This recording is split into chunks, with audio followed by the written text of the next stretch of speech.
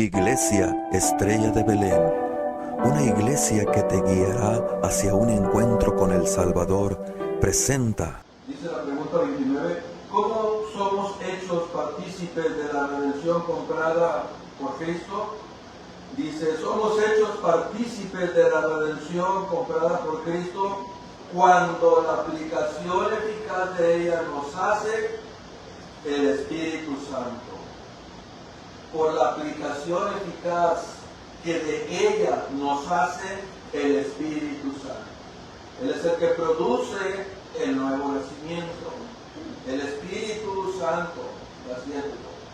Y dice el texto de Tito capítulo 3, versículo 5, nos salvó no por obras de justicia que nosotros hubiéramos hecho, porque en realidad no había nada, sino por su misericordia, por el lavamiento de la regeneración y por la renovación del Espíritu Santo, el cual derramó en nosotros abundantemente por Jesucristo.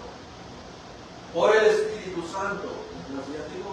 Y hay otro texto, quiero que me acompañe en su Biblia, está muy largo, no escribo ahí. Dice Ezequiel, y prácticamente, hermano, yo creo que estos versículos nos muestran de manera clara cómo es que el Espíritu Santo aplica la redención en nuestras vidas. Dice Ezequiel, capítulo 37, versículo 1 en adelante. La mano de Jehová vino sobre mí y me llevó en el Espíritu de Jehová y me puso en medio de un valle que estaba lleno de huesos. Y me hizo pasar cerca de ellos por todo alrededor. Y aquí que eran muchísimos sobre la faz del campo, y por cierto, secos en gran manera, si no se encontraban los antes de venir a Cristo. Y me dijo, hijo de hombre, ¿vivirán estos huesos? Y dije, Señor, tú lo sabes.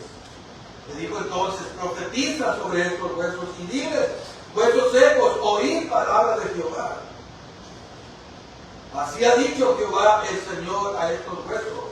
He aquí yo hago entrar espíritu en vosotros y viviréis. Y pondré tendones sobre vosotros y haré subir sobre vosotros carne y os cubriré de piel.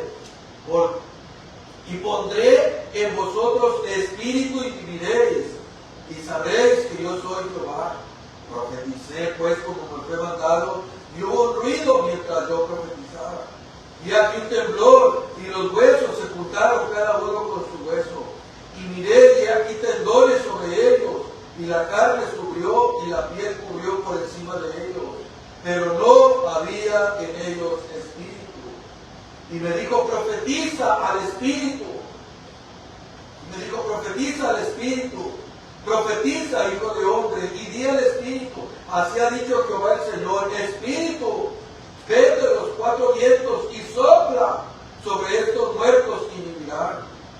Y profeticé como me había mandado, y entró espíritu en ellos, y vinieron, dice, y vivieron, y estuvieron sobre sus pies, un ejército grande en extremo.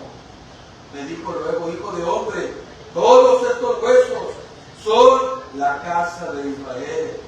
He aquí ellos dicen, nuestros huesos se secaron, y pereció nuestra esperanza, y somos del todo destruidos.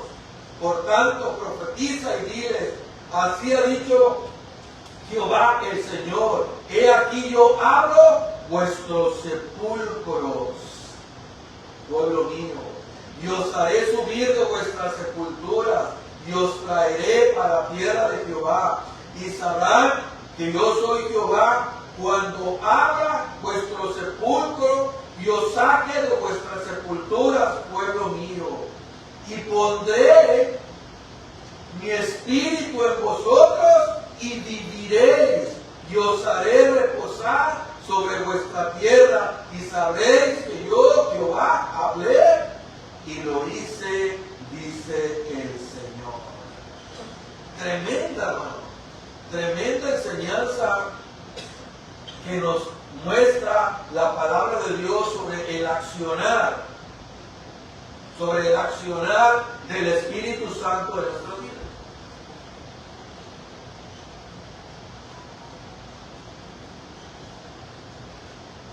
Y mire lo que dice otra escritura, no la tengo ahí, pero vaya al capítulo 36, ahí está atrasito. Mire lo que dice. Mire lo que dice el versículo 24. Y os tomaré de las naciones y os recogeré de todas las tierras y os traeré a vuestro país. Esparciré sobre vosotros agua limpia y seréis limpiados de toda vuestra inmundicia y de todos vuestros ídolos os limpiaré. Y os daré corazón nuevo y pondré espíritu nuevo dentro de vosotros y quitaré de vuestra carne el corazón de piedra y os daré corazón de carne y pondré dentro de vosotros mi espíritu y haré que andéis en mis estatutos y guardéis mis preceptos y los pongáis por obra. Es el Señor, hermano, el que hace todo esto a través de su Espíritu Santo. Es el Señor, por medio de su Espíritu. Él es el que produce todo esto en nuestras vidas. Él es el que hace la salvación eficaz en nuestros corazones. Dame el sólido. Vamos a ponernos un poco de contexto. Cuando nosotros leemos Ezequiel capítulo 37, ustedes y yo nos encontramos ante uno de los momentos de decadencia nacional en todo el territorio de Israel. El momento de decadencia era tal que no se le podía considerar exactamente una nación en sí. Porque en ese momento histórico ellos se encontraban en el exilio babilónico, castigados por sus pecados, sujetos a la esclavitud, esclavizados, hechos cautivos, frutos de su propia desobediencia y de su propio pecado, resultado de haber ignorado y haberle dado la espalda a Dios y a todos sus profetas. Así que la rebeldía de Israel, hermano, así como la rebeldía de los seres humanos, los llevó a ser un pueblo totalmente esclavizado por causa del pecado. En aquel tiempo, hechos cautivos. Otra cosa a destacar es que nosotros nos encontramos no solo frente a una situación social, moral, política y espiritualmente horrible, sino frente a uno de los más grandes, ¿cómo le podría decir?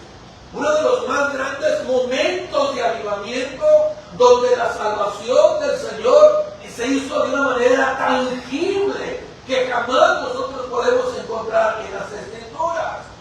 Hoy en el día es lo que escuchamos en muchas iglesias y sobre todo de corte neopentecostal. Buscan avivamientos a como dé lugar.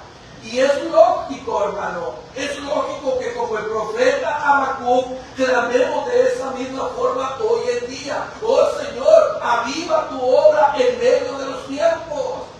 Salva a las personas, Señor, regenéralas, cámbialas, transforma. Salva a mi ejido, salva a mi familia. Es lo que nosotros amamos. Amén, eso es lo que yo deseo. Que Dios los alcance, que Dios los regenere, que los cambie. La pregunta, hermano, que nos hacemos es, ¿qué es un avivamiento, hermano? ¿Qué es un avivamiento cuando Dios trae a una persona desde la muerte y la pone en una situación de vida? Porque dice la Escritura que nos hizo sentar juntamente en los lugares celestiales. ¿Qué es ese avivamiento? Que estábamos en tinieblas, ahora moramos en la luz. ¿Qué es un avivamiento, hermano? Bueno, el avivamiento, escuchen bien esto, hermano, producido por el Espíritu Santo, no por emociones, no por un ambiente de misticismo, no por un ambiente de alabanza hablando bonito, no. Un avivamiento producido por el Espíritu Santo, que es la obra que Dios hace individualmente en cada creyente, llevándolo al arrepentimiento y a la fe en Cristo, pero a una escala mayor y más visible a nivel social. Eso, hermano, es lo que hace el Espíritu Santo. Eso es el nuevo nacimiento, producido por el Espíritu Santo. A lo que hoy día llaman avivamiento no es otra cosa que un cúmulo de gente teniendo, como les decía hace un momento, experiencias místicas, los llevan a un éxtasis, experimentando un frenesí de emociones descontroladas, gritos, saltos, moviendo la cabeza de una manera totalmente como si estuvieran endemoniados, mucho ritmo y movimiento, algo totalmente superficial. Superficial, hermano. Cuando Dios regenera a las personas, cuando Dios cambia a las personas, cuando Dios las transforma, cuando Dios los trae de la muerte a la vida, es el llamado de Dios a los pecadores, a los que estos responden en arrepentimiento y fe, para la gloria de Dios.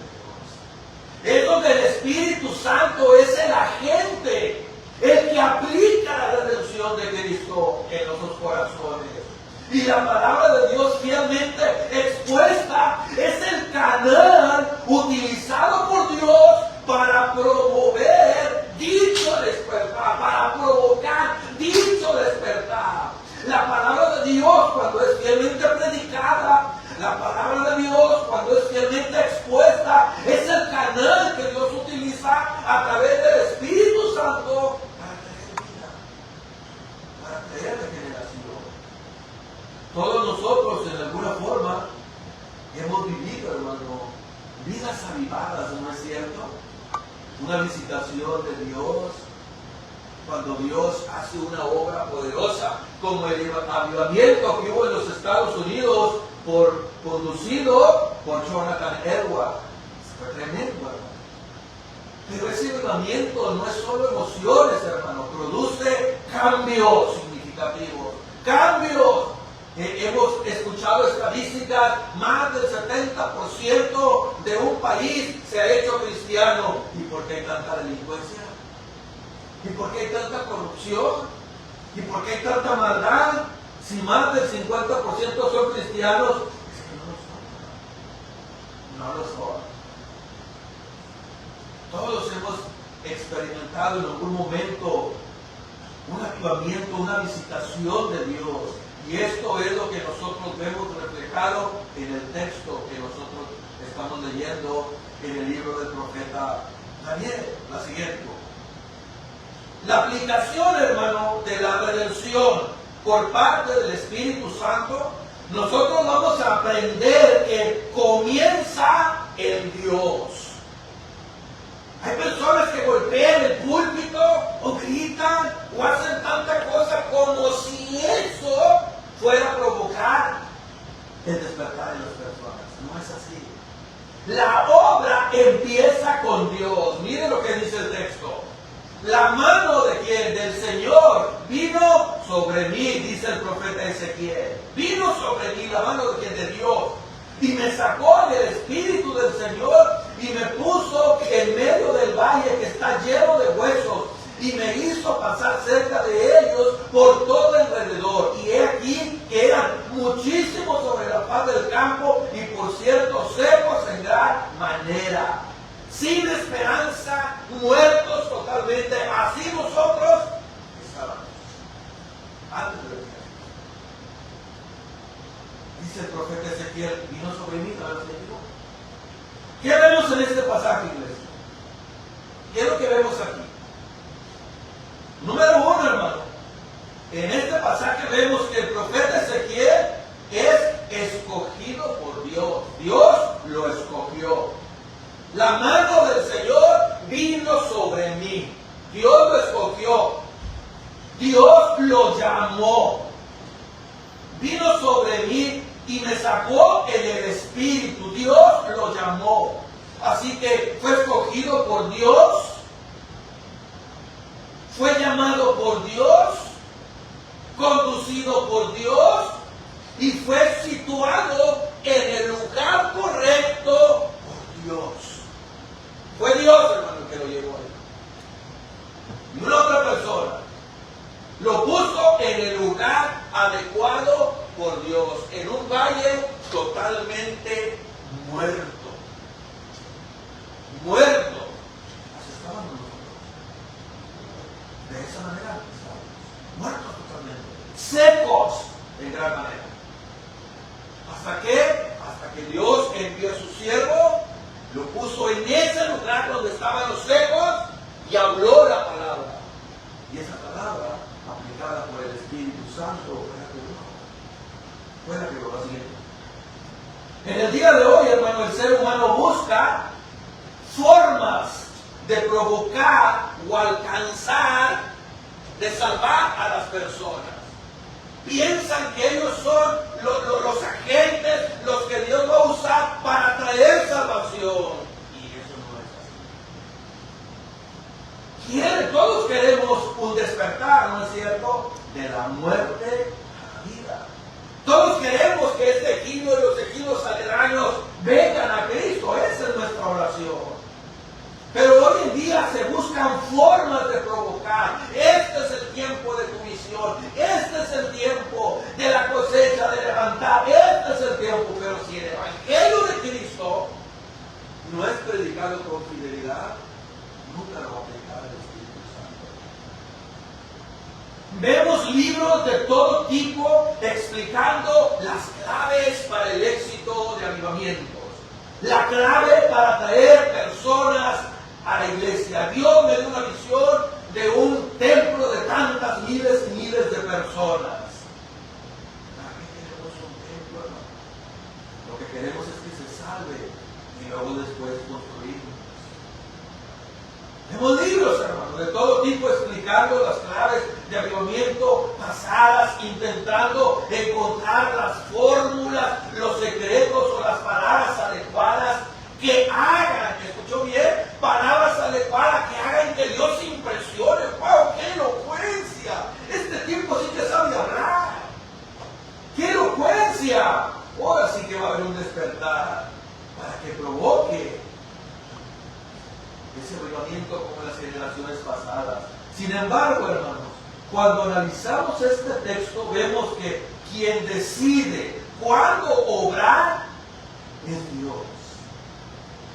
Quien decide cuándo obrar es Dios, porque Él es soberano. Con eso queremos decir que Dios obra como quiere, obra cuando quiere y obra si Él quiere. Dios no es alguien con el que podemos llegar a un trato para que al final haga lo que nosotros deseamos, lo que nosotros queremos, hermano. Cada obra de salvación en la vida de una persona, cada corazón impactado por la palabra de Dios predicada, cada corazón conducido al arrepentimiento, no sucede por ningún factor humano, sino por una obra puramente divina, iglesia. Dios siempre dará el primer paso. No es el hombre el que trae a las personas de la muerte a la vida, sino es Dios. Él es el que aviva y despierta a su pueblo caído en el momento en que Él lo decide. Es Dios. Primero de Juan 4:10. Y en esto consiste el amor. ¿En qué, hermano Juan? No en que nosotros hayamos amado a Dios. No, ese no consiste el amor. Entonces, sino en que Él nos amó a nosotros y envió a su Hijo como propiciación por nuestros pecados. No es que yo encontré a Dios, hermano. Él me encontró. Él vino a buscar y a salvar lo que se había perdido. Juan 15:16 vosotros no me elegisteis a mí. No fue tu decisión. Yo te elegí a ti. Yo lo decidí por su gracia. Y luego Juan 6:44 dice, nadie puede venir a mí si no lo trae el Padre. ¿Se da cuenta? Nadie en este mundo va a ir a Cristo si primero el Padre no lo trae. Nadie va a ir. Y yo lo resucite en el día postrero. Entonces, hermano, el despertar comienza Dios. Es Dios el que aplica su palabra por medio del Espíritu Santo. En segundo lugar, vamos a ver eso. En segundo lugar, el hombre en sí mismo es incapaz de producir vida. Es incapaz. Y me dijo, hijo de hombre, ¿vivirán estos huesos? Claro que sí. Vas a ver si no. Ahorita vas a ver. Deja que me escuchen y que profetice, que hable para tener vida. Y yo respondí, Señor, tú lo sabes. Tú lo sabes. Tú lo sabes, Señor. La siguiente. Muchas iglesias carismáticas, neopentecostales, hoy en día han hecho creer a un enorme grupo de creyentes. Les han vendido, hermano, esa idea y por desgracia la han comprado. Que existe un poder especial en cada uno de nosotros capaz de hacer que cosas sucedan. Nos han vendido eso. Y por desgracia muchos no. Y muchos lo siguen comprando. Poder para sanar, poder para hacer milagros, poder para echar fuera demonios, poder para provocar que Dios traiga avivamiento, que Dios alcance. Tú tienes el poder.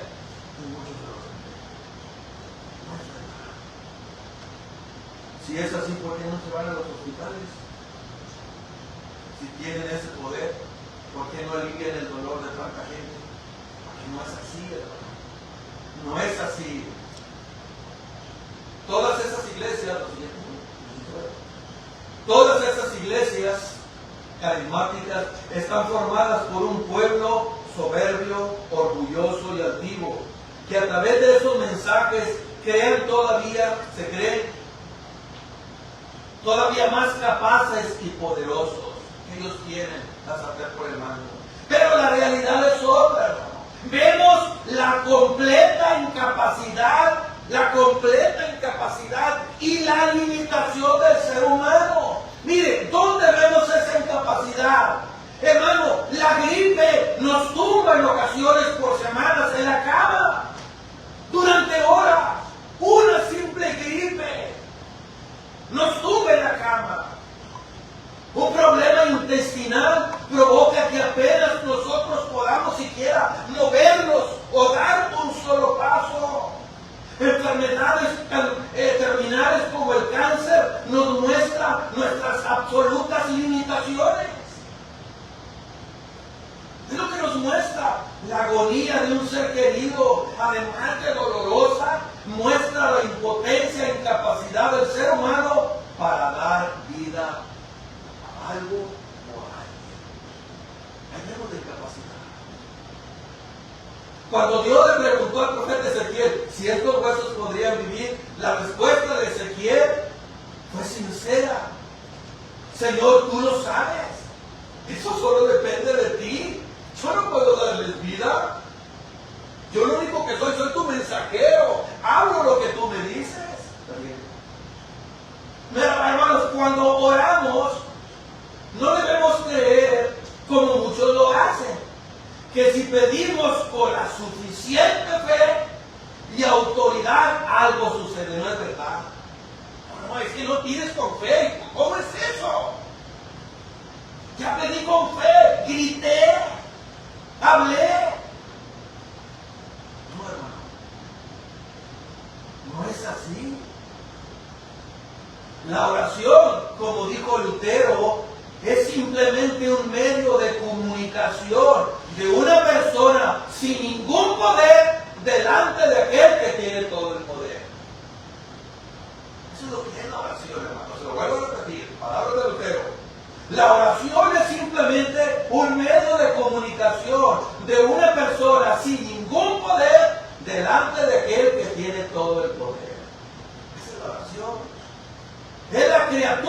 vida frente al Creador. Es el necesitado frente al que todo lo tiene. La oración es el más puro reflejo de total dependencia y necesidad que el creyente tiene de su Señor y Dios.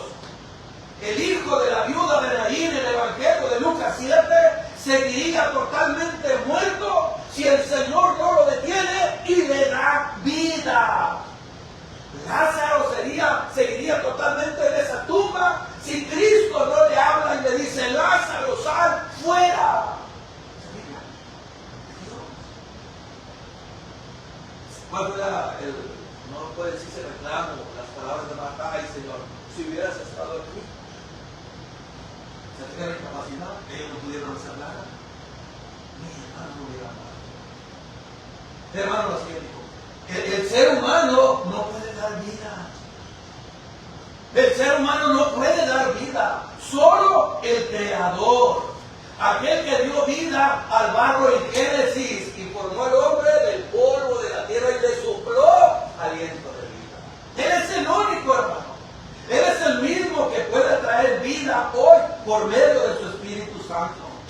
Él es el único que puede vivificar por su Espíritu a todos aquellos que parecen vivos, pero que realmente están muertos completamente en sus delitos y pecados. Solamente es Dios, hermano. Es Dios el único que puede dar vida, no es el hombre. Somos nosotros. Claro que nosotros podemos ir a Dios en nuestra completa incapacidad y decir: Señor, viva tu obra. Señor, salva a las personas. Mira, Señor, Jonás no quería ir a Nínive y él simplemente repitió lo que tú le dijiste: de aquí a 40 días Nínive va a ser destruida. Y Señor, tú salvaste a toda esa nación, tú. Porque yo no quería que se salvaran, no quería que los mataras. Fuiste tú. Pero por la palabra que habló el profeta de Dios. Ese es el poder, hermano, que tiene la palabra de Dios. Ahora, ¿cuál es el canal, hermano, para dar vida? La palabra, la siguiente. Es la palabra. Profetiza sobre estos huesos. Le dijo: ¿quién? Dios. Háblales y diles: huesos secos, oíd la palabra del Señor. Escuchen que Dios tiene que decirles. Por eso John Cross dijo: ama la verdad, vive la verdad, predica la verdad, defiende la verdad, porque el que no habla la verdad traiciona la verdad. ¿Y quién es la verdad? Cristo. ¿Quién es la vida? Cristo. ¿Quién es el lobo? Cristo. Es Cristo. Él es el canal para dar vida y avivamiento. Siempre será la palabra. La salvación es por gracia, por medio de la fe. Y esta fe solo viene porque por el oír, y el oír la palabra de Dios. La palabra de Dios. Cuando Pablo predicaba, Dios le abrió el corazón a Lidia para que escuchara. ¿Cuál es la desgracia del día de hoy, iglesia? ¿Cuál es la desgracia? La mala exposición de las Escrituras. La mala predicación del Evangelio está provocando hoy terribles resultados. Muchos predicadores están adaptando el mensaje del Evangelio para de esa manera vencer la resistencia de los consumidores. Tienen que hacerlo atractivo para que las personas vengan a la iglesia. Porque lo que les importa a ellos es la cantidad de miembros que la iglesia tenga. Entre más llena, según ellos, más avivado está, más se desarrolla un misticismo y cuánta cosa. De esa manera, ellos creen que es un avivamiento y es totalmente lo contrario. Ellos dicen: necesitabas mejores técnicas de marketing. Es lo que dice el predicador moderno. Porque la predicación del Evangelio, como lo estamos haciendo ahora, parece que no está dando resultados.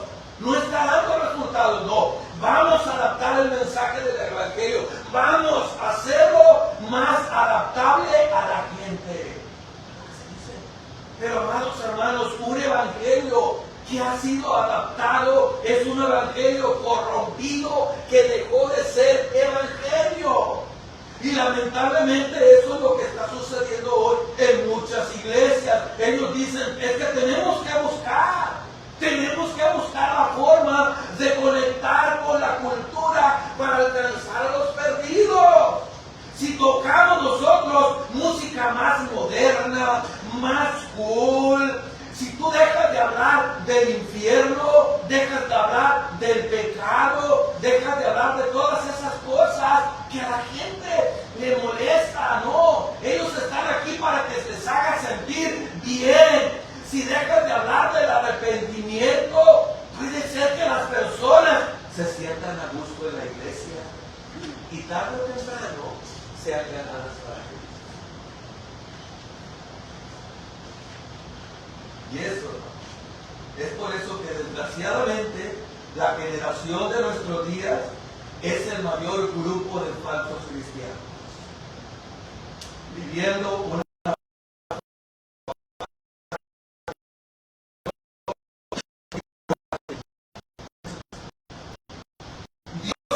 vida. Es Dios y solo Dios a través de su Espíritu Santo cuando aplica la redención de la vida del creyente. Dios es el que trae al hombre al arrepentimiento. Es Dios el que le da al hombre el don de la fe para que él pueda creer, para que obre la redención de Cristo en su vida. Es Dios. Dios es el que da al hombre el don de la fe. Y por ese don él va a creer en qué? En la obra redentora de Cristo en la cruz del Calvario. Pero esto siempre ha sido mediante la exposición correcta, precisa de la palabra de Dios. Es por ello, hermano, que nosotros debemos ser fieles en la predicación del Evangelio. Debemos ser fieles en la predicación. Nuestro objetivo no es de caerle bien a las personas. No debemos preparar mensajes atractivos.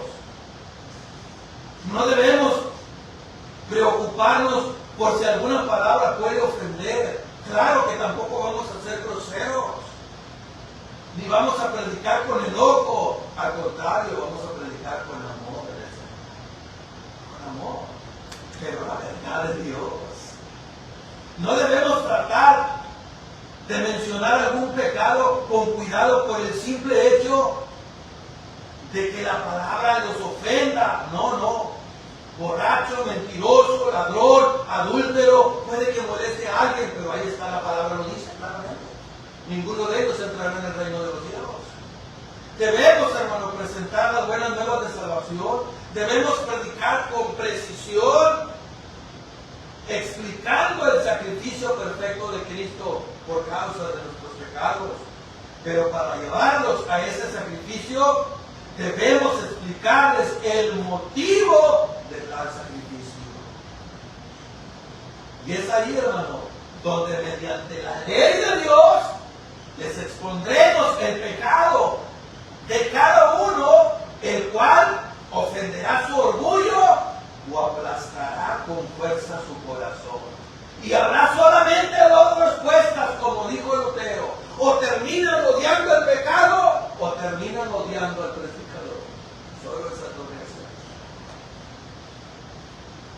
Un quebrantamiento y arrepentimiento sincero, abrazado así la gracia de Dios, mirando tal necesidad a Cristo y a su obra. Ese es uno de los efectos, hermano, que produce la regeneración en las personas.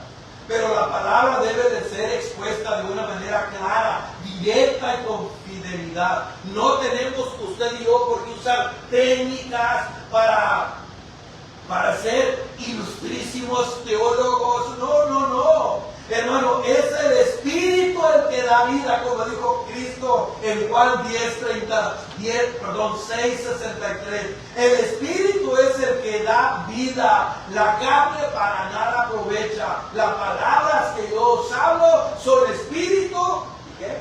Son vida. Vida.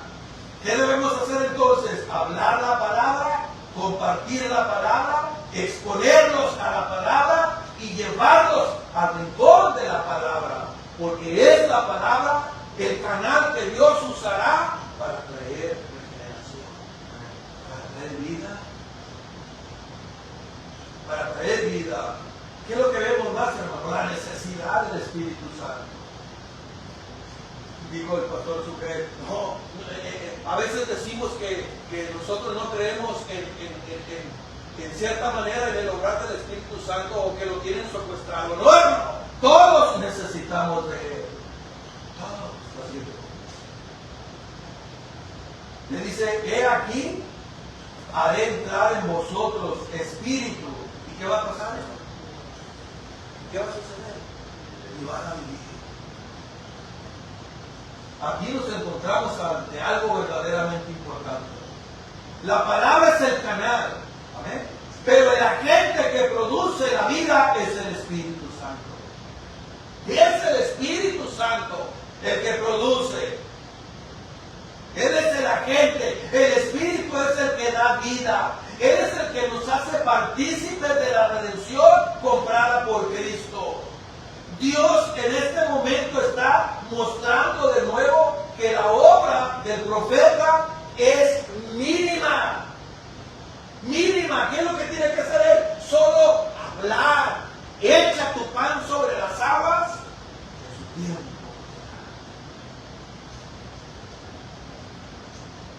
Echa tu pan sobre las aguas.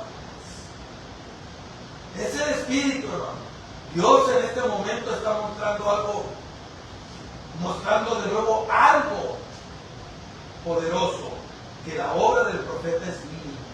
Dios está mostrando su poder regenerador, creador, el mismo poder que mostró cuando creó al mundo de la nada, y sea luz y fuera luz. El mismo poder que mostró cuando una figura simple y sencillamente de barro le sopló y tuvo vida. Es el poder el que está obrando ahora. Dios está diciendo de una manera clara, podéis tener huesos, podéis tener venas, arterias, tendones, carnes, ojos, cabellos, pero el único que puede darle figura, vida a ese barro es Dios. El único que hará partícipes de la nación comprada por Cristo es el poder del Espíritu Santo. Es el único.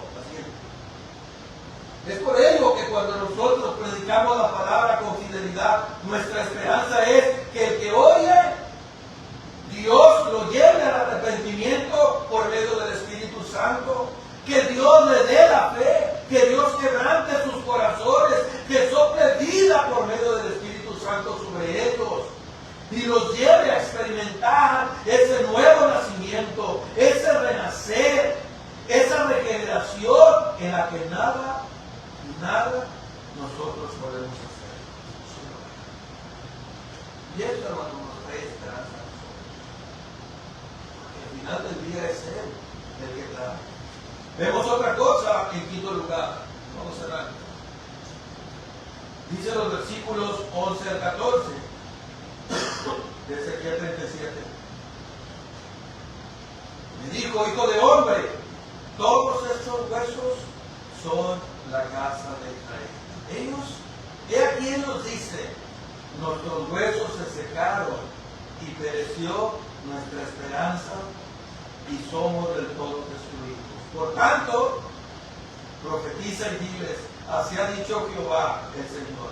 He aquí yo abro vuestros sepulcros, pueblo mío, y os haré subir de vuestras sepulturas y os traeré a la tierra. Yo abro vuestros sepulcros donde solo hay huesos muertos. Y eso fue lo que hizo Dios en cada uno de nosotros. Había puros huesos muertos, muertos en delitos y pecados. Y Él lo dijo, vive.